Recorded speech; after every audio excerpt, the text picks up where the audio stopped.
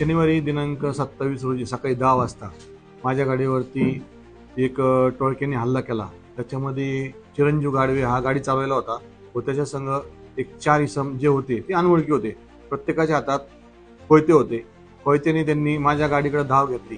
माझ्या गाडीकडे धाव घेतल्यानंतर माझ्या पुतण्यानी गाडी थोडी रिव्हर्स घेऊन त्यांच्या अंगाच्या दिशेने त्यांच्यावरती गाडी घातली। त्यानंतर ते दोघे बाजूला झाले। गाडीमध्ये असणारा चिरंजीव गाडवे यांनी त्याच्या गाडीची ड्रायव्हिंग सीटची काच खाली करून माझ्यावर बंदूक रोखली म्हणले आता काय तुला सोडणार नाही, तुझं जे लई काय जे चाललंय हे सगळं संपवण्याचं काम आम्ही करणार, तुला तू आता कुठं पळ काही कर पण तुला काय सोडणार नाही।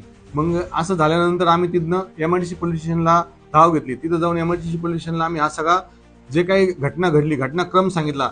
जेव्हा आम्ही गाडी मागे घेतली पुतण्याने व एक क्रेटा गाडी होती त्याला गाडीला थोडीशी डॅश बसला, तो डॅश बसल्यामुळे तो आमच्या मागे येऊन पोलीस स्टेशनला पोलिसांना त्यांनी सगळं तिथं जी घटना घडली ती घटना सांगितली की यांचा जीव वाचला, यांच्यावरती एक बंदूक आणि कोयत्यानी यांच्यावरती प्रहार होणार होता पण यांनी त्या तिथनं जी गाडी स्पीडने आणली त्याच्यामुळे हे वाचले।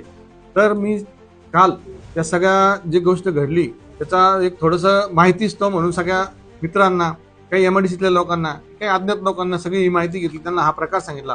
तर त्यांनी मला असं सांगितलं की गेले एक 10 ते 12 दिवसापासून हा चिरंजीव गाडवे हॉटेल ब्लिस एमआयडीसी मध्ये त्या आकाश दंडवते उर्फ चिट्याचं आहे। तर तिथं वारंवार तिथं येऊन त्यांची कुठली तरी चर्चा व्हायची। ती चर्चा अशी व्हायची की योगेश गलांडेचं पूर्ण कुटुंब संपवायचे आहे, माझं नाव फक्त याच्यामध्ये कुठे येऊन देऊ नका कारण की माझ्या पण जीवाला धोका होईल।